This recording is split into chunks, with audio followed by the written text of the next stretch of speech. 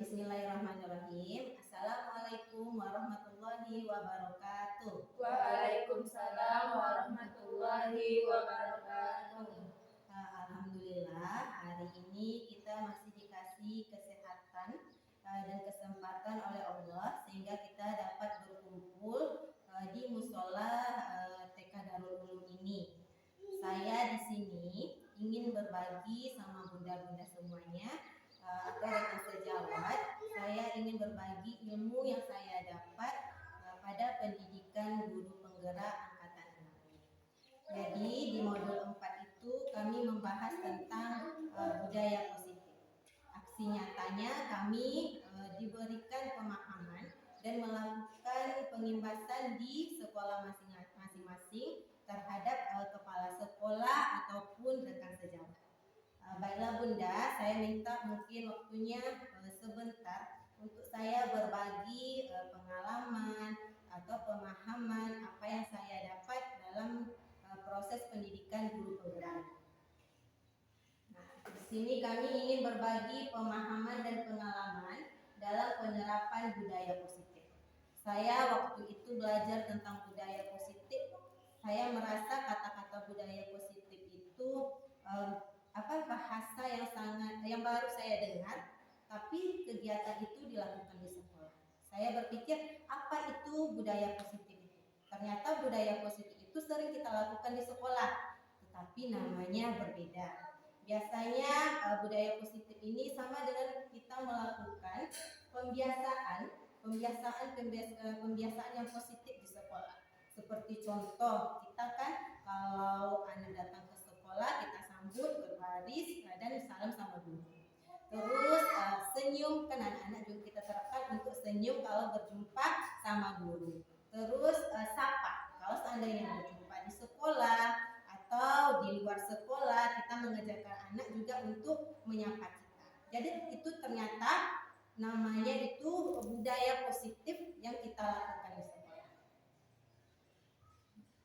Ini penerapan budaya positif di TK Darul. Mungkin saya sudah melakukan beberapa aksi nyata penerapan budaya positif di sekolah. Sebagai contoh yang mungkin sebelumnya kita ada juga kan berbaris pagi menyambut anak mungkin tidak terlalu kita jalankan.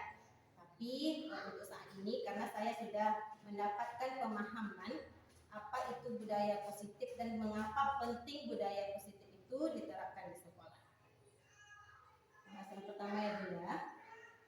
Ternyata guru diibaratkan sebagai seorang petani yang memiliki peranan penting untuk menjadikan tanamannya tumbuh subur. Jadi ini maksudnya Bunda, kita dapat menyimpulkan bahwa sekolah itu diibaratkan sebagai tanah, tempat bercocok tanamnya guru. Sehingga seorang guru perlu mengusahakan agar sekolah menjadi sebuah lingkungan yang menyenangkan. Jadi kita membuat lingkungan belajar itu terasa menyenangkan, aman, nyaman untuk peserta didik kita. Jangan sampai sekolah itu menjadi sekolah yang menakutkan bagi peserta didik. Jadi suasana yang menyenangkan, aman, nyaman untuk belajar serta dapat menjaga dan melindungi setiap murid. Jadi kita kan kalau di sekolah itu tentu kita menjaga murid, ya kan, menjaga murid, melindungi murid. Jadi kita mengajarkan kalau ada yang mudah berbahaya atau orang yang tidak dikenal, kan kita selalu memberikan pemahaman kalau seandainya tidak ada orang yang dikenal, jangan terlalu karena itu nanti bisa membahayakan bagi gurunya. Dari hal-hal yang kurang bermanfaat, jadi kan ada kegiatan atau perilaku yang kurang bermanfaat seperti tidak berani untuk mengeluarkan pendapat. Terus bermain-main saat belajar, itu kan perilaku yang tidak bermanfaat untuk kita terapkan di kelas. Jadi itu bisa kita pertimbangkan kembali atau kita rubah seandainya ada anak-anak yang bermain di sekolah atau di waktu proses pembelajaran, bisa kita terapkan budaya-budaya positif tadi. Jadi kita membuat suatu kesepakatan kelas. Mungkin mudah-mudahan sudah pernah melihat saya melakukan aksi nyata di kelas untuk melakukan kesepakatan kelas. Jadi kita kalau sudah ada kesepakatan kelas itu ternyata lebih mudah. Jadi kita mengingatkan anak-anak kalau ada tugas diselesaikan, itu sudah menjadi kesepakatan kita bersama murid-murid. Itu juga kesepakatan itu disetujui juga oleh murid, oleh guru, dan oleh kepala sekolah. Jadi kalau sudah sekolahnya aman, nyaman, dan menyenangkan, itu dapat membuat perkembangan potensi murid itu dapat lebih tinggi, dapat meningkatkan kreativitas. Salah satu tanggung jawab seorang guru adalah bagaimana menciptakan suatu lingkungan positif yang terdiri dari warga sekolah. Jadi warga sekolah itu Bunda tentu ada tadi Bunda semua, ada sejawat, ada kepala sekolah, murid, orang tua murid itu termasuk warga sekolah. Dari adanya warga sekolah tadi yang saling mendukung, saling belajar, saling bekerja sama, sehingga tercipta kebiasaan-kebiasaan baik. Dari kebiasaan-kebiasaan baik tadi akan tumbuh menjadi karakter-karakter baik warga sekolah. Dan pada akhirnya karakter-karakter dari kebiasaan-kebiasaan baik akan membentuk sebuah budaya positif. Jadi tadi sudah saya jelaskan, ternyata budaya positif itu sudah kita lakukan di sekolah. Mungkin belum maksimal ya Bunda-bunda ya, belum maksimal kita menjalankannya di sekolah. Jadi setelah nanti saya memberikan pemahaman, kita bisa saling belajar, saling mendukung kegiatan apa yang ingin kita terapkan di sekolah tentang budaya-budaya positif atau kebiasaan-kebiasaan positif. Namanya membuang sampah. Kalau anak usia dini itu kan mandiri aja, itu udah nilai yang sangat plus lah bagi anak usia dini. Mandiri, terus bertanggung jawab menyelesaikan tugasnya. Kan kita lihat beberapa anak-anak itu kalau mengerjakan tugas kadang-kadang tidak siap karena asik bermain, ya kan Bunda-bunda semua. Terus jujur, kita juga menanamkan nilai jujur ini dari usia dini. Jadi kita minta kepada peserta didik itu untuk jujur, itu pun juga sudah kita lakukan kan Bunda-bunda semua, jujur. Jadi itu termasuk dalam budaya positif. Kalau berjumpa guru, salam, senyum, ada sapa. Terus kalau ada teman, terus kita membawa anak-anak itu membawa makanan lebih, bisa saling berbagi. Bisa saling berbagi. Jadi dari usia dini ini banyak sebetulnya pemahaman-pemahaman atau kebiasaan-kebiasaan positif yang sudah kita lakukan dari berbagi. Makanan itu sudah termasuk budaya juga. Dari membuang sampah pada tempatnya, mencuci tangan sebelum makan atau selesai melakukan kegiatan, itu juga sudah termasuk budaya positif. Datang tepat waktu ke sekolah itu juga sudah termasuk budaya positif. Sebenarnya itu semua sudah kita lakukan, tinggal kita memaksimalkan budaya positif yang ada di sekolah ini untuk menjadi lebih baik lagi, dan itu menjadi nilai plusnya dia ditamankan kita ini. Nah Bunda, kita semua kan bisa kita amati lingkungan sekolah kita saat ini. Bagaimana suasananya, bagaimana murid-muridnya berinteraksi, bagaimana guru saling bertegur siapa, bagaimana guru menyapa murid, bagaimana guru menyelesaikan suatu permasalahan atau konflik yang terjadi umpamanya murid dengan murid. Ya kemudian biasanya itu kan sering kita temui di kelas ya pada waktu belajar. Terus suasana atau budaya yang berkembang di sekolah kita saat ini seperti apa, secara tidak langsung menjadi cermin dari tujuan mulia atau nilai-nilai sekolah yang kita anut dan yang saya yakini selama ini. Jadi tadi saya bilang sebenarnya suasana di sekolah kita ini sudah menunjukkan kebiasaan-kebiasaan positif atau budaya positif tadi.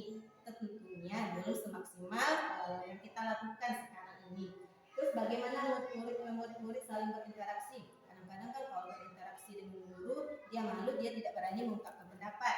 Terus ada lagi murid yang berani mengungkapkan pendapat, tetapi menggunakan kata-kata yang tidak baik, namanya kan. Jadi kita di situ bisa menerapkan kalau seandainya berbicara menggunakan kata-kata yang sopan atau kata-kata yang baik kepada orang lebih tua atau kepada teman sebayanya. Jadi dari usia dini ini bisa kita terapkan agar nanti ke depannya apabila sudah masuk ke jenjang SD bisa dia terapkan di sekolahnya. Jadi budaya positif ini tidak harus dilakukan di sekolah saja, karena kita saling mengingatkan setiap hari anak-anak kita dulu pas salam ya. Jadi itu sudah sudah menjadi kebiasaannya dan dapat dilakukannya di rumah. Nah, itu kan sebuah nilai plus bagi anak-anak yang kebiasaan positifnya yang dilakukan sekolah dibawa ke rumah. Itu kan sudah menjadi nilai yang plus bagi orang tuanya.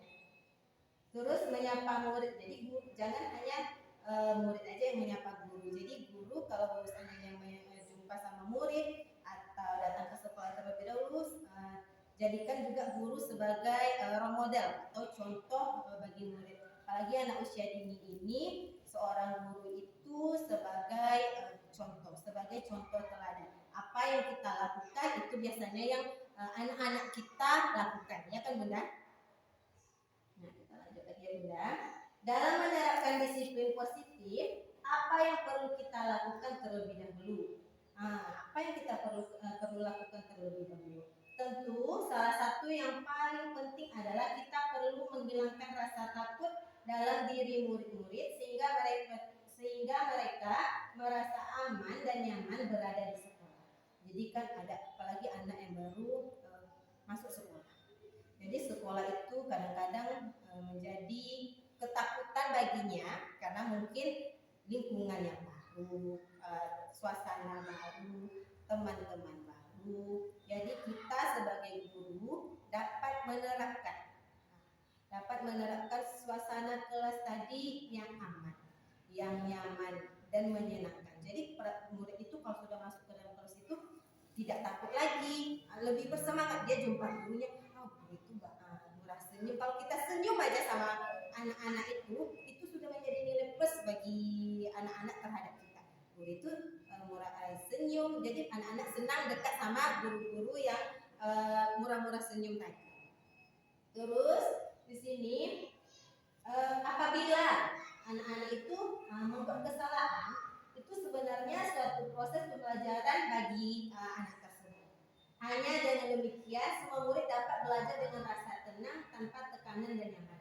Jadi kalau seandainya kita menerapkan budaya positif tadi di sekolah atau kebiasaan-kebiasaan positif, jangan jadikan kebiasaan itu menjadi tekanan. Jadi kita paksa lakukan itu, jangan. Tapi kita mengingatkan aja.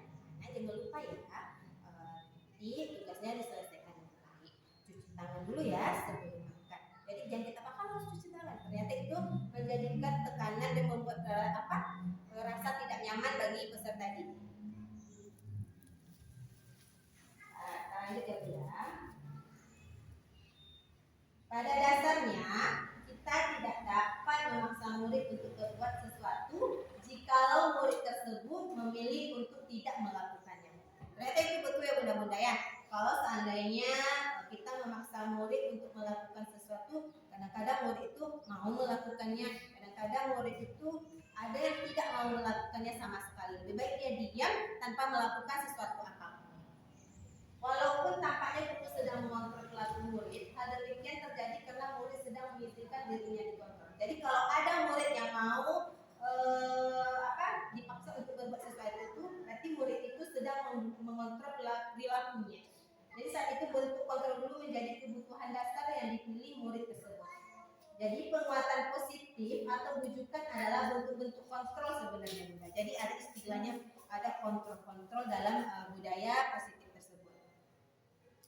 Segala usaha untuk mempengaruhi murid agar mengulangi suatu perilaku tertentu adalah suatu usaha untuk mengontrol murid tersebut. Jadi kalau kita ingin melaksanakan tadi itu budaya positif tadi itu, jangan menjadikan itu suatu paksaan terhadap murid-murid kita. Jadikan itu kebiasaan sehari-hari yang kita lakukan tanpa memaksa tersebut. Kalau seandainya manusia ini kalau kita paksa saja, bisa jadi besok pagi dia tidak datang sekolah. Kan beda dengan anak SD, SMP dan SMA. Usia dini kita paksa lakukan itu ya, nanti dikerjakan sampai selesai ya. Nanti Bunda kasih kalau tidak tugasnya tidak selesai nanti tidak boleh makan. Bisa-bisa anak itu besok pagi tidak akan datang sekolah lagi. Itu karakter dari anak usia dini. Anak usia dini itu kita harus berbicara lembut, kita harus mengikuti dulu apa sebenarnya yang diingin atau yang diminati oleh anak. Nah Bunda, dalam rangka menciptakan lingkungan positif, salah satu ditinjau kembali adalah penerapan disiplin di sekolah. Tentu di sekolah kita ini ada penerapan disiplin yang sudah diatur oleh kepala sekolah atau yayasan. Sebagai contoh, harus datang tepat waktu, kan itu sudah termasuk disiplin atau peraturan yang ada di sekolah yang harus kita taati. Apakah telah efektif dengan melakukan disiplin di sekolah? Apakah masih perlu ditinjau kembali atau sesungguhnya arti dari disiplin itu sendiri apa? Apa kaitannya dengan nilai kebajikan? Nilai-nilai kebajikan ini nilai-nilai yang kita ingin terapkan sama anak didik kita. Kan nilai-nilai itu ada jujur, ya kan? Kalau di profil pelajar Pancasila itu ada jujur, bergotong royong, ada juga namanya kreatif. Kita mau kan anak didik kita itu kreatif, terus jujur, terus ada bekerja samanya, ada keinginan untuk melakukan kerjasama, ada perasaan peduli sesama lingkungannya. Itu termasuk dalam nilai-nilai kebajikan. Jadi sebenarnya nilai-nilai kebajikan ini telah kita lakukan, telah kita terapkan juga di sekolah. Nilai-nilai apa di usia dini ini yang ingin kita terapkan agar anak tersebut dapat membawa nilai-nilai tersebut di lingkungan sekitar. Nah, kita masuk di makna disiplin. Jadi jangan disiplin ini sebagai peraturan yang harus dilakukan. Nah, jangan itu dijadikan peraturan yang harus dilakukan oleh guru dan harus dilakukan oleh anak. Di sini kita lihat apa sebenarnya makna disiplin. Disiplin diri dapat membuat seseorang menggali potensinya menuju kepada sebuah tujuan mulia, sesuatu yang dihargai dan bermakna. Jadi sebenarnya disiplin itu menggali potensi, ya, potensi yang ada pada diri seseorang itu tujuannya sangat mulia, sesuatu yang dihargai dan bermakna. Nah, contohnya disiplin ada tepat waktu. Itu kan sudah di sekolah sudah menjadi pelajaran. Sebenarnya itu juga bisa kita masukkan ke dalam budaya positif tadi. Tetapi kalau di budaya positif itu kita mengajak tadi warga sekolah kan, bunda-bunda semua, peserta didik, kalau kita terapkan ini setuju apa tidak. Kalau peraturan kan tidak perlu persetujuan antara anak murid atau bunda gurunya. Itu bisa dilakukan, peraturan itu bisa dibuat oleh kepala sekolah, bisa. Kalau guru kelas juga bisa. Ternyata kalau budaya positif itu kita saling berbagi pendapat, kita saling berbagi apa yang ingin kita terapkan di sekolah itu, nilai apa yang ingin kita terapkan. Kita mengajak anak murid, kalau ini kita lakukan, anak murid muda setuju dah. Tapi kan kalau anak TK, kalau anak SD, kita minta pendapatnya apa, ya kan?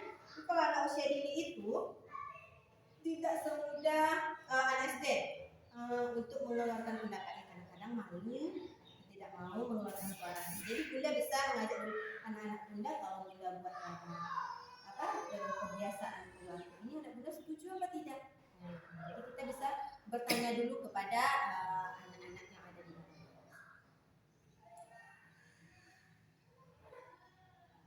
Nah, kita masuk ke nilai-nilai kebajikan.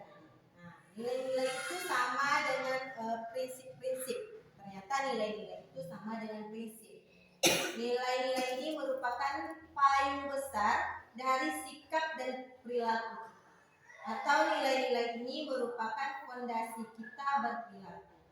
Nilai-nilai kebajikan adalah sifat-sifat positif manusia yang merupakan tujuan mulia yang ingin dicapai setiap individu. Ternyata nilai-nilai ini merupakan payung besar. Itu sudah jelas ya, bunda. Itu adalah fondasi perilaku kita. Jadi itulah tadi saya sebutkan bunda, seperti jujur, ya kan, beribadah, itu juga termasuk nilai, beribadah kepada Tuhan yang Maha Esa, itu juga termasuk nilai, dan itu termasuk ke dalam profil belajar Pancasila. Karena mungkin kita belum menggunakan kurikulum Merdeka, masih kurikulum ke-13 ya bunda ya.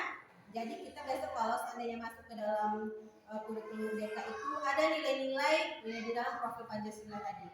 Ada yang bernalar kritis, ada yang bergotong royong, ada yang beribadah kepada Tuhan Maha Esa. Itu kan kalau ibadah itu tergantung apa agama yang kita anut. Mungkin nilai-nilai yang kita harapkan untuk anak usia dini adalah, kalau saya nih ya, mudah-mudahan sama nih kita sama ya. Mungkin nilai-nilai yang kita harapkan untuk anak usia dini adalah mandiri, ya kan Bunda? Mandiri, kreatif, empati, percaya diri, jujur, berbicara dengan kata-kata yang baik, menghormati orang yang lebih tua dan saling berbagi. Jadi Bunda, kalau dapat mandiri ini harus kita lakukan di dalam kelas biar anak itu terbiasa melakukan semua pekerjaan itu sendiri tanpa bantuan orang lain. Kalau tidak dari usia dini ini kita ajarkan atau kita terapkan, kapan lagi kita mengajar anak usia dini ini untuk belajar mandiri? Kalau kreatif, kita memberi kebebasan kepada peserta didik dalam belajar. Jadi kita bisa umpamanya dalam satu hari itu ada 3 tugas. Jadi kita bisa anak Bunda tuh mau memilih tugas yang mana yang harus dilakukan terlebih dahulu. Umpamanya dia mau bermain malu dulu boleh. Jadi dia mau membangun tentang apa yang ingin dibangunnya, apakah dia bekerja sendiri atau berkelompok, itu boleh kita lakukan. Jadi kita memberikan waktu atau kebebasan bagi mereka dalam melaksanakan tugas. Jadi dalam melaksanakan tugas itu tidak harus guru yang menentukan seperti ini, tetapi bisa murid diberikan kebebasan bagaimana anak murid itu ingin menyelesaikan tugasnya. Kalau dia mau mengerjakan dengan pensil warna asal rapi, tidak dicoret-coret, itu tidak apa-apa. Kalau dia mau belajar sambil di lantai juga tidak apa-apa. Jadi kalau dia capek Bunda nih belajar di meja, kita belajar di luar Bunda, boleh. Kita bawa anak-anak itu belajar di luar kelas. Nah, kita masuk ke motivasi perilaku manusia. Ternyata perilaku manusia itu memiliki motivasi. Yang pertama, motivasi perilaku manusia itu untuk menghindari ketidaknyamanan atau hukuman. Jika selama ini kita di sekolah mungkin ada ketidaknyamanan bagi peserta didik ataupun hukuman. Jadi sebenarnya hukuman itu tidak kita rencanakan, ya. Itu biasanya muncul tiba-tiba. Kalau kita rencanakan berarti bukan hukuman ya. Jadi biasanya orang yang memotivasi perilakunya untuk menghindari hukuman atau ketidaknyamanan akan bertanya, apa yang akan terjadi apabila saya tidak melakukannya? Sebenarnya mereka sedang menghindari permasalahan yang mungkin muncul dan berpengaruh pada mereka secara fisik, psikologis, maupun tidak terpenuhinya kebutuhan mereka bila mereka tidak melakukan tindakan tersebut. Jadi ketidaknyamanan ini bisa kita hindari, ataupun hukuman yang kita mungkin ada kita lakukan di sekolah, tapi biasanya kalau di anak usia dini kita jarang melakukan hukuman yang bunda-bunda ya. Kita membuat suasana di kelas itu nyaman. Karena kalau tidak nyaman aja di dalam suasana kelas itu peserta didik tidak akan mau belajar dan besoknya mungkin tidak akan mau ke sekolah. Kita masuk yang kedua, yaitu untuk mendapatkan imbalan atau penghargaan dari orang lain. Jadi motivasi perilaku manusia itu ada juga untuk mendapatkan imbalan atau penghargaan dari orang lain. Ini maksudnya satu tingkat di atas motivasi yang pertama. Tadi motivasi untuk menghindari ketidaknyamanan. Di sini orang berperilaku untuk mendapatkan imbalan atau penghargaan dari orang lain. Orang dengan motivasi ini akan bertanya, apa yang akan saya dapatkan apabila saya melakukannya? Jadi kan kita ada nih, kalau seandainya nanti lomba ini atau baca surat ini, siapa yang hafal nanti akan bunda kasih permen atau makanan. Ternyata itu kalau bisa kita hindari pemberian imbalan-imbalan tersebut. Karena dengan mendapatkan pujian dari orang lain yang menurut mereka penting dan mereka letakkan dalam dunia berkualitas mereka juga melakukan sesuatu untuk mendapatkan hadiah, pengakuan atau imbalan. Jadi anak-anak itu sudah terbiasa dengan mendapatkan imbalan. Jadi kalau dia mau melakukan sesuatu, ya harus ada imbalan lagi. Kalau tidak ada imbalan lagi, dia tidak akan mau melakukan sesuatu tersebut. Yang ketiga yaitu untuk menjadi orang yang mereka inginkan dan menghargai diri sendiri dengan nilai-nilai yang mereka percaya. Nah, sebenarnya motivasi perilaku manusia itu yang kita inginkan yang ini tadi, yang nomor 3 ini. Kalau untuk menghindari ketidaknyamanan itu mungkin bukan perilaku yang baik ya Bunda ya. Dan yang kedua pun untuk mendapatkan imbalan itu juga bukan perilaku yang baik. Ternyata perilaku yang kita inginkan itu adalah untuk menjadi orang yang mereka inginkan dan menghargai diri sendiri dengan nilai-nilai yang mereka percaya. Maksudnya di sini orang dengan motivasi ini akan bertanya, akan menjadi orang yang seperti apa apabila saya melakukannya. Ternyata ada juga anak-anak yang berpikir seperti itu ya Bunda ya. Kalau saya melakukan ini, saya akan menjadi apa ya? Kita pun orang dewasa kalau kita melakukan ini, kita akan menjadi apa? Atau kita hanya mengharapkan imbalan.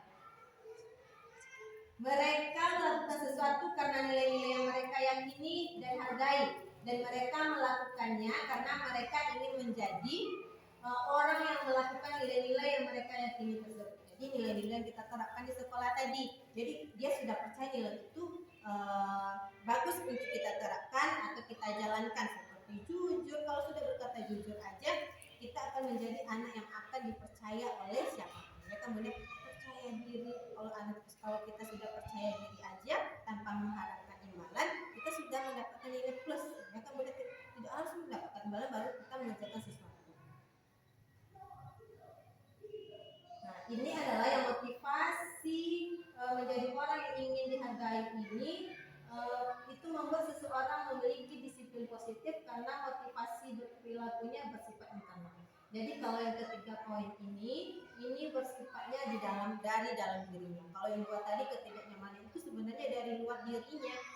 Sebenarnya dia merasa aja, tapi kalau dilihat dari kebutuhan diri, dia mampu untuk melakukannya. Tanpa mendapatkan imbalan tersebut, dia juga bisa sebenarnya melakukan perilaku-perilaku tadi. Nah sebenarnya Bunda, tujuan dari disiplin positif adalah menanamkan motivasi yang ketiga kepada murid-murid. Nah tadi yang Bunda ya, yang dapat menghargai dirinya sendiri. Itu adalah yang kita harapkan atau yang kita tanamkan kepada murid-murid kita untuk menjadi orang yang mereka inginkan. Jadi mereka maunya seperti apa? Mereka maunya seperti apa? Jadi kita beri kebebasan ke peserta didik itu untuk memilih, jangan kita yang menentukan. Mereka ingin seperti apa dan menghargai diri sendiri dengan nilai-nilai yang mereka percaya. Kalau Bunda Guru menerapkan nilai jujur itu penting, beribadah itu kepada Allah. Kita sholat 5 kali sehari semalam. Sebelum memulai pembelajaran kami sholat duha dulu. Itu adalah nilai-nilai yang positif. Kalau kita lakukan setiap hari, kita terapkan, itu bisa dilakukan anak-anak tidak di sekolah aja, tapi di rumah bisa mereka lakukan. Nah sekarang pertanyaannya yang muncul adalah bagaimana cara kita sebagai guru untuk menanamkan disiplin positif ini kepada murid-murid kita. Bagaimana kita cara menanamkan? Cara menanamkannya itu tentu kita dulu dalam diri kita terapkan nilai-nilai positif tadi. Karena kalau di anak usia dini ini, di taman kanak-kanak ini, guru sebagai role model atau contoh bagi anak muridnya. Umpamanya sebagai teladan bagi murid. Sebelum menerapkan disiplin kepada murid, guru terlebih dahulu menerapkan dalam dirinya untuk berperilaku positif. Seperti contoh hadir tepat waktu. Tentu guru dulu ya bunda-bunda kita hadir tepat waktu itu dapat dicontoh oleh murid. Dan kalau seandainya dia terlambat, nanti ibu udah datang. Saya kalau terlambat saya takut. Sebenarnya bukan takut, dia ingin datang sama dengan waktu gurunya. Karena itu mungkin menjadi nilai plusnya, saya datang tepat waktu ke sekolah sebelum pembelajaran itu dimulai. Terus senyum. Nah, kalau jumpa anak murid kita tentu senyum ya bunda-bunda ya. Kita juga mengajarkan sama peserta didik untuk senyum, sapa, berbicara dengan kata-kata yang baik. Itu selalu kita terapkan. Nah, di sini kami juga belajar tentang hukuman dan penghargaan. Ternyata kalau saya ambil pelajarannya, hukuman dan penghargaan itu tidak baik diterapkan di dalam kelas. Karena hukuman ini itu yang sudah saya bilang tadi, sebenarnya hukuman ini kan tidak bersifat terencana. Hukuman ini kan terjadi tiba-tiba. Umpamanya ada yang kita lakukan di kelas yang membuat kita kita kok bisa dia melakukan perilaku itu. Ternyata anak itu atau murid tidak tahu apa yang akan terjadi dan tidak dilibatkan. Hukuman bersifat satu arah. Ternyata hukuman itu bersifat satu arah. Dari pihak guru yang memberikan dan murid hanya menerima suatu hukuman tanpa melalui suatu kesepakatan atau pengarahan dari pihak guru, baik sebelum ataupun sesudahnya. Hukuman yang diberikan bisa berupa fisik maupun psikis, atau murid akan merasa disakiti oleh suasana perbuatan atau kata-kata. Jadi kadang-kadang kita memberi hukuman, nanti tidak boleh makan ya, ternyata itu sudah masuk hukuman dalam kata-kata yang benar-benar. Jadi kalau bisa kita menghindari dari hukuman dan penghargaan. Penghargaan itu juga anak ini bisa melakukan sesuatu, nanti kita beri penghargaan atau kita kasih bintang atau kita kasih hadiah. Ternyata itu tidak perlu kita lakukan karena itu dapat membunuh motivasi dia untuk belajar lagi. Nah, nanti saya tidak perlu belajar, nanti saya pasti akan dapat penghargaan. Jadi ada nanti teman-temannya yang tidak dapat penghargaan bisa menjadi iri, ya kan, mudah-mudahan kok saya tidak dapat, kok dia terus yang dapat. Jadi kita sebagai seorang guru harus menghindari dari hukuman dan penghargaan. Nah ini dia Bunda, dihukum oleh penghargaan. Ternyata penghargaan itu juga termasuk hukuman. Ada pendapat dari salah satu penelitian dari Alfikon, ya. Dia mengemukakan baik penghargaan maupun hukuman adalah cara-cara mengontrol perilaku seseorang yang menghancurkan potensi untuk pembelajaran yang sesungguhnya. Menurut Alfikon tadi, secara ideal tindakan belajar itu sendiri adalah penghargaan sesungguhnya. Jadi tidak perlu kita memberikan penghargaan kepada peserta didik yang bagus hasil dari kerjanya. Ternyata hasil dari atau proses dia belajar itu adalah sebuah penghargaan. Dia bisa melakukan itu, berarti itu sudah penghargaan bagi dia. Karena kan peserta ini beda-beda kemampuannya. Ada yang mampu dan ada yang tidak mampu. Ada yang perlu bimbingan lagi, ya kan Bunda? Ada yang sekali kita jelaskan peserta didik itu sudah paham. Ada yang berulang kali kita jelaskan baru paham. Jadi kita jadikan penghargaan ini untuk meningkatkan motivasi peserta didik dalam belajar. Penghargaan ini sebenarnya dapat berpengaruh baik dalam jangka pendek dan jangka panjang. Jangka pendeknya kalau tidak sering kita kasih penghargaan kan tidak menjadi suatu kebiasaan. Tapi kalau sering kita jadikan penghargaan ini kebiasaan, itu dapat berlanjut ke jangka panjang, ya kan? Jadi anak-anak itu kalau mau belajar kalau ada penghargaan aja, kalau tidak ada penghargaan dia tidak semangat untuk belajar. Jadi penghargaan ini juga tidak efektif kita lakukan. Penghargaan juga dapat merusak hubungan tadi dengan temannya karena sudah iri, dia terus yang dapat penghargaan kok saya tidak. Jadi ada mengganggu hubungan, iri, dia mempunyai rasa iri kepada teman yang mendapatkan penghargaan tadi.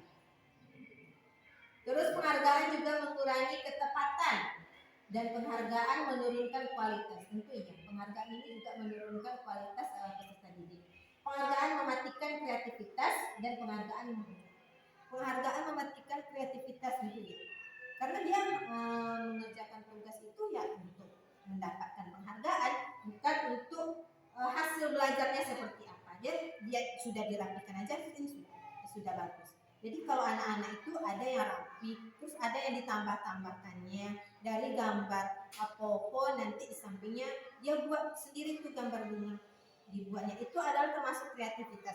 Kalau tadi dia mengharapkan penghargaan aja, dia sudah diwarnai gambar rumah itu aja sudah nilai bagus bagi dia karena dia sudah menyelesaikan tugasnya dengan baik. Tapi kalau ada yang kreatif itu dia akan ditambahnya, ada lagi nanti ada orangnya, ada orang yang menyiram bunga, nanti ada burung Bunda, kan ada anak kreatif yang bisa berbicara apa yang sudah dilakukan.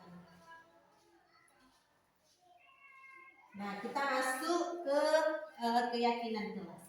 Jadi sebenarnya Bunda, kalau untuk melakukan keyakinan kelas atau menerapkan budaya positif di sekolah itu, kita bisa menerapkannya melalui keyakinan kelas. Apa sih yang menjadi perbedaan keyakinan kelas dengan peraturan kelas? Jadi yang kita selama kenal ini kan ya peraturan kelas gitu kan. Ternyata kalau keyakinan kelas itu adalah nilai-nilai positif atau nilai-nilai kebajikan yang kita sepakati bersama. Tentu yang menyepakatinya tentu murid, ya kan? Karena kita saling saling berbagi atau saling mengeluarkan pendapat apa nilai-nilai atau pembiasaan positif yang akan kita terapkan di dalam kelas. Jadi pembiasaan positif ini tidak harus di dalam kelas saja. Makanya kita menerapkan dalam kelas, boleh kita lakukan di luar kelas ataupun di lingkungan sekitar kita. Jadi kita bisa mengingatkan pada peserta didik perilaku yang terjadi di sekolah ini atau kebiasaan-kebiasaan yang kita lakukan di sekolah ini tidak harus dilakukan di dalam kelas aja. Jadi boleh mau di rumah dilakukan boleh, tapi itu harus positif, ya kan? Nah, jadi itu merupakan keyakinan kelas yang sudah kita sepakati bersama. Kalau peraturan kelas nilai sudah ditentukan tanpa mengimbangi pendapat ataupun kesepakatan bersama, dan itu harus dipatuhi. Nah itu bedanya Bunda. Kalau peraturan itu kan sudah ada, itu sudah diterapkan di sekolah, dibuat oleh misalnya membuat kepala sekolah. Tinggal kita mengikuti peraturan itu yang sudah dibuat tanpa meminta pendapat kita, tanpa menyepakati bersama peraturan yang sudah dibuat. Itu bisa satu orang saja membuat peraturan, tapi yang menjalankannya bisa warga sekolah. Jadi itu bedanya keyakinan kelas dengan peraturan.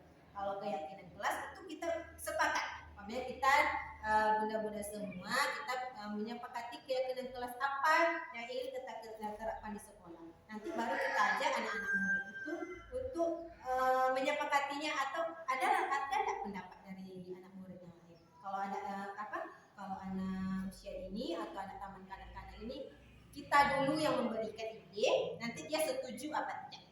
Itu bedanya anak usia ini dengan anak yang sekolahnya sudah lebih tinggi. Nah, dalam pembentukan keyakinan sekolah atau kelas, yang pertama itu mempersilakan, ini cara pembentukannya yang mudah-mudahan ya, keyakinan kelas. Yang pertama, mempersilakan warga sekolah atau murid-murid di sekolah untuk bercurah pendapat. Itu tadi Bunda, kita berbagi pendapat apa ini yang kita terapkan di sekolah, nilai apa yang kita terapkan di kelas,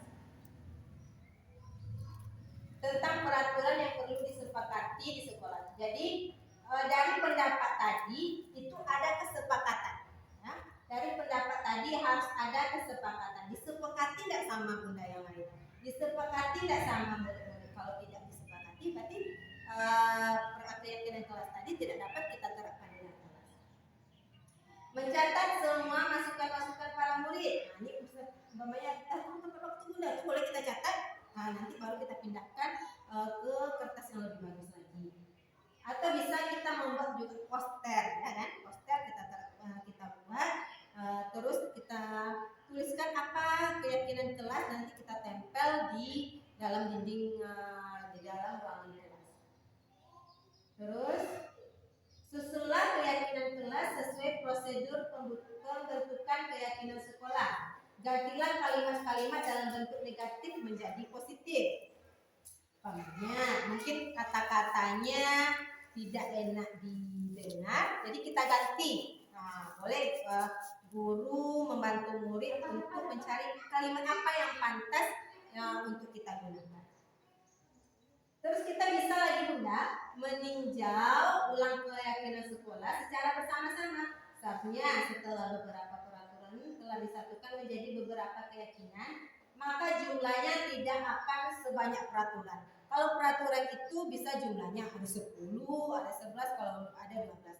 Kalau keyakinan kelas ini mungkin bisa 3. Kalau anak usia dini itu paling banyak 5 ya Bunda ya. Tapi kalau banyak-banyak nanti mungkin anak usia dini itu lupa atau tidak ingat. Jadi kalau seandainya 5 itu kalau sering kita ingatkan itu akan menjadi kebiasaan yang positif, tanpa kita ingatkan pun anak usia dini akan dapat melakukan.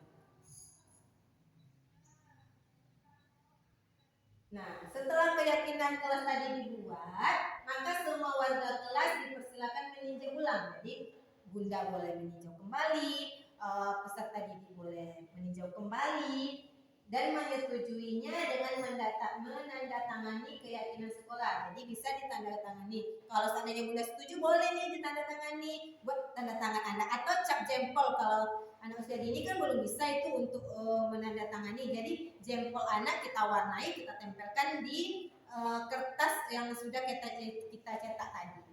Itu tanda bahwa keyakinan kelas itu telah kita sepakati bersama-sama. Nah, kita masuk ke 5 kebutuhan dasar manusia. Ternyata kita manusia ini mempunyai kebutuhan dasar. Yang pertama itu kebutuhan bertahan hidup. Kebutuhan bertahan hidup ini tentu ada kesehatannya, ada rumah, tentu makanan yang benda-benda ya. Kalau kita tidak makan, kita mungkin tidak akan bertahan hidup. Terus yang kedua, kasih sayang. Jadi ternyata kebutuhan itu ada kasih sayangnya. Kebutuhan ini, ketiga kebutuhan berikutnya adalah kebutuhan psikologis. Kebutuhan untuk disayangi, diterima, meliputi kebutuhan akan hubungan dari koneksi sosial, kebutuhan untuk memberi dan menerima kasih sayang, dan kebutuhan untuk merasa menjadi bagian dari suatu kelompok. Jadi kita Bunda, anak-anak itu, anak usia dini ini kita harapkan mendapatkan kasih sayang. Ternyata kasih sayang itu merupakan kebutuhan dasar yang harus kita berikan kepada peserta didik. Kalau kita sudah memberikan kasih sayang, di rumah dapat kasih sayang, di sekolah dapat kasih sayang, yakinlah peserta didik itu akan merindukan seorang guru yang dapat membuat dia merasa nyaman dan dihargai. Ini dia Bunda. Anak-anak yang memiliki kebutuhan dasar kasih sayang dan rasa diterima yang tinggi biasanya akan disukai dan diterima oleh lingkungan. Mereka juga akrab dengan orang tuanya. Jadi kalau anak yang sudah mendapatkan kasih sayang yang penuh, tidak setengah-setengah, dia akan akrab kepada kita. Dia kalau kita tanya aja dia mau tuh bercerita. Tapi kalau anak yang kurang kasih sayang, dia tidak akan mau mengeluarkan pendapat. Nah, kita masuk lagi kebutuhan pengakuan atas kemampuan. Kebutuhan ini berhubungan dengan kekuatan untuk mencapai sesuatu, menjadi kompeten, menjadi terampil, diakui atas prestasi dan keterampilan kita, didengarkan dan memiliki rasa harga diri. Biasanya kebutuhan ini meliputi keinginan untuk dianggap berharga, bisa membuat perbedaan, bisa membuat pencapaian kompeten, diakui dan dihormati. Biasanya yang Bunda, anak-anak yang memiliki kebutuhan dasar akan penguasaan yang tinggi biasanya selalu ingin menjadi pemimpin. Kan ada tuh anak-anak, saya Bunda, saya aja yang memimpin baca doanya, saya memimpin sholatnya. Nah, itu termasuk ke dalam kebutuhan penguasaan yang tinggi. Mereka juga suka mengamati sebelum mencoba. Jadi dilihatnya dulu, sebenarnya apa ya? Nah, nanti dicobanya. Saya Bunda, saya berani nih untuk tampil ke depan. Dengan adanya hal-hal baru tadi dan tidak merasa kecewa bila melakukan kesalahan. Jadi kalau ada anak-anak itu kalau melakukan kesalahan dia kecewa, dia menangis. Sebenarnya itu kalau ada kesalahan itu sebuah pembelajaran sebetulnya bagi dia. Dari kesalahan tadi mereka bisa belajar untuk lebih baik lagi untuk mencapai sesuatu yang diinginkannya. Kita masuk ke kebutuhan akan pilihan. Nanti akan pilihan ini berhubungan dengan kebebasan. Kebutuhan untuk bebas ini kebutuhan akan kemandirian, otonomi, memiliki pilihan dan mampu mengendalikan arah hidup seseorang. Jadi kalau kebutuhan kemandirian ini, kebebasan ini, jadi kita bisa terapkan di dalam kelas. Tadi saya sudah contohkan itu tentang dalam menyelesaikan tanggung jawabnya, dalam menyelesaikan tugas. Umpamanya kita memberikan tugas kepada anak-anak kita, dia mau mengerjakannya di mana. Jadi kita lihat dulu minatnya mau kemana. Kalau dia minatnya dulu dalam perilaku mewarnai, kita kasih dulu dia tugas untuk mewarnai. Kalau dia minatnya ke kognitif atau berhitung atau bercerita, bisa kita kelompokkan anak-anak tersebut melalui minat dan kebutuhan. Kita masuk di kesenangan atau kebutuhan untuk merasa senang. Jadi kita perlu menerapkan kebutuhan dengan perasaan senang.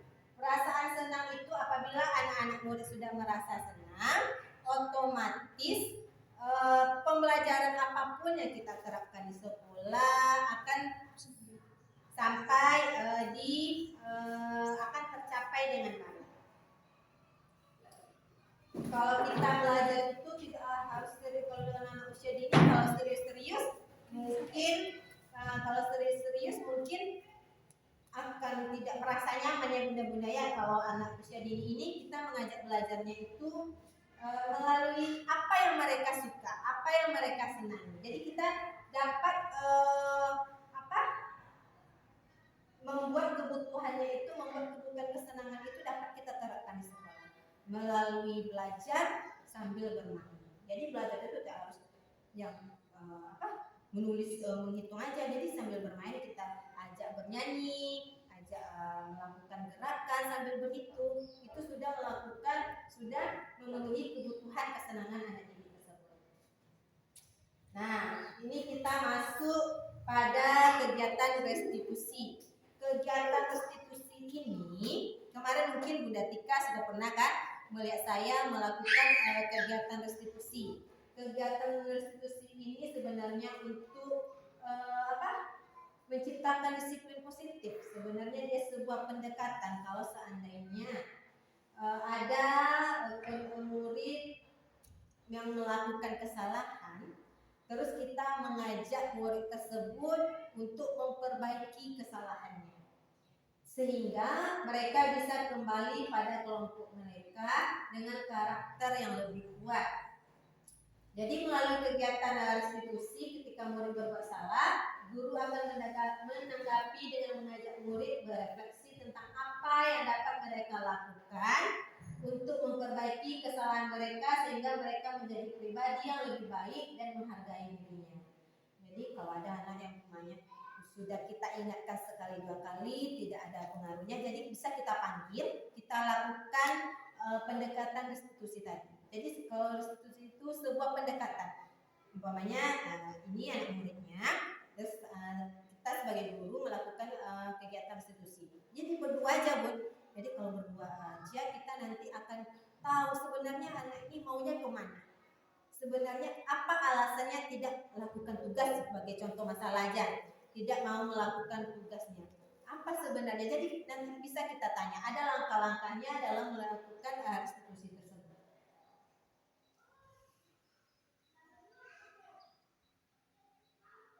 Kita masuk ke restitusi. Restitusi itu ada 5 posisi kontrol. Yang pertama itu penghukum. Ternyata penghukum itu tidak baik kita lakukan di sekolah ya Bunda ya, apalagi untuk anak usia dini. Karena seorang penghukum bisa menggunakan hukuman fisik maupun verbal. Kalau verbal itu mungkin dari ucapan kita. Kalau fisik umpamanya dipukul pakai roll, kan biasa tuh dulu ada tuh kalau anak murid berbuat salah nanti dihukum atau dipukul pakai roll kan. Orang-orang yang menjalankan posisi penghukum senantiasa mengatakan bahwa sekolah memerlukan sistem atau alat yang dapat lebih menekan murid-murid lebih dalam lagi. Guru-guru yang menerapkan posisi penghukum akan berkata, kan biasanya kalau kita menghukum seorang murid kita berkata, patuhi peraturan saya, dengarkan Bunda berbicara, kan gitu biasanya kita Bunda ya. Kalau seandainya tidak, nanti awas ya, nanti tidak makan. Nanti itu sebuah perilaku atau kontrol guru yang kalau bisa kita hindari. Kalau bisa, apalagi kita mengajar di taman kanak-kanak, bisa kita hindari dari posisi kontrol penghukum ini, karena itu bisa kita lihat tidak baik kita lakukan untuk anak usia ini. Terus membuat merasa bersalah itu juga tidak baik Bunda. Ada lagi posisi kontrolnya membuat merasa bersalah. Jadi gini, kita ada posisi biasanya guru akan bersuara lebih lembut, membuat rasa bersalah akan menggunakan keheningan yang membuat orang lain merasa tidak nyaman bersalah atau rendah diri. Kata-kata yang keluar dengan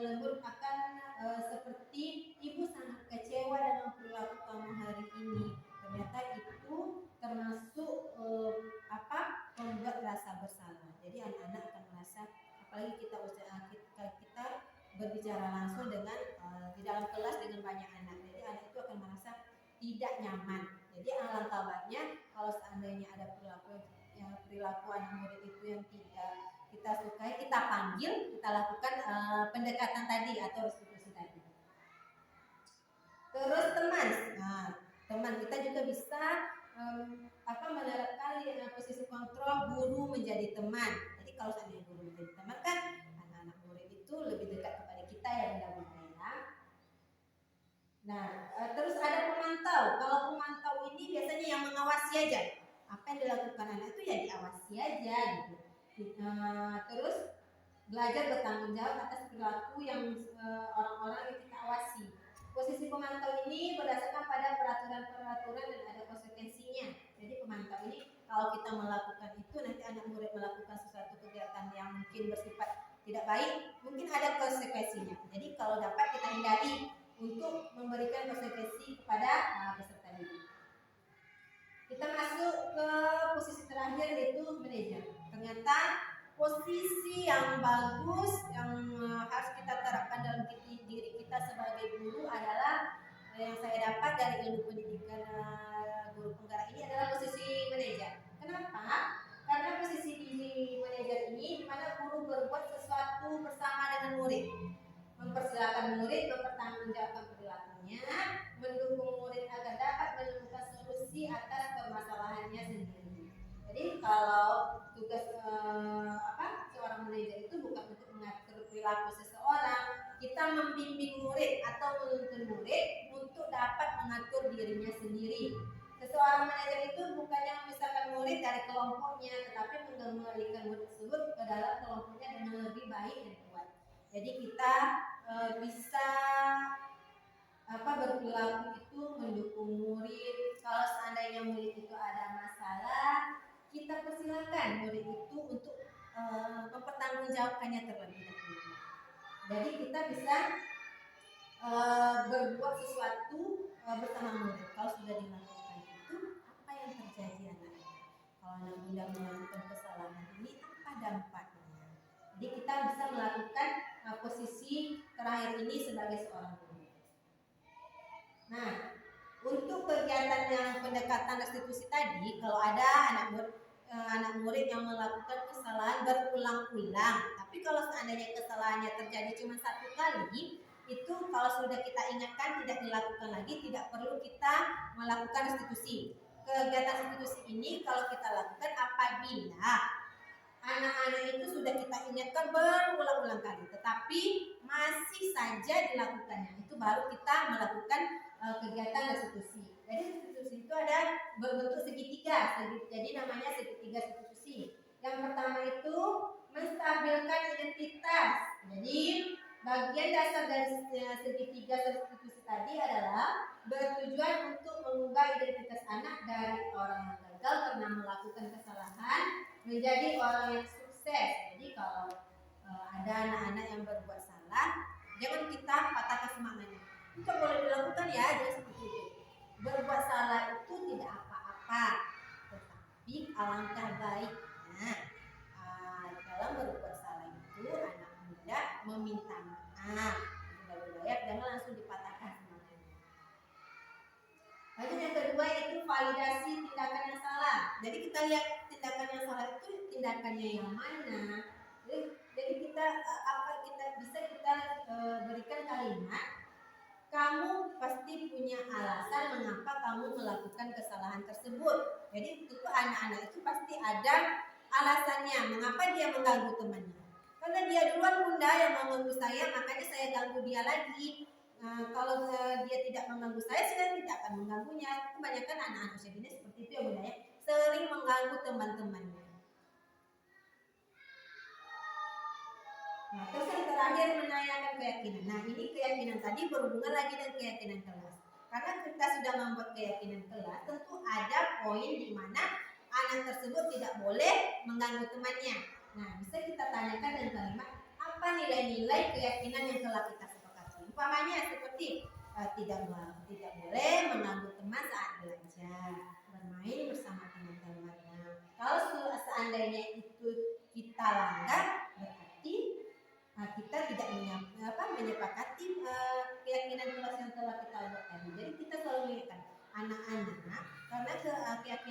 ini telah kita buat, kita sepakati bersama dan kita lakukan bersama. Kalau pada anak usia dini tentu kita harus berulang-ulang ya Bunda ya.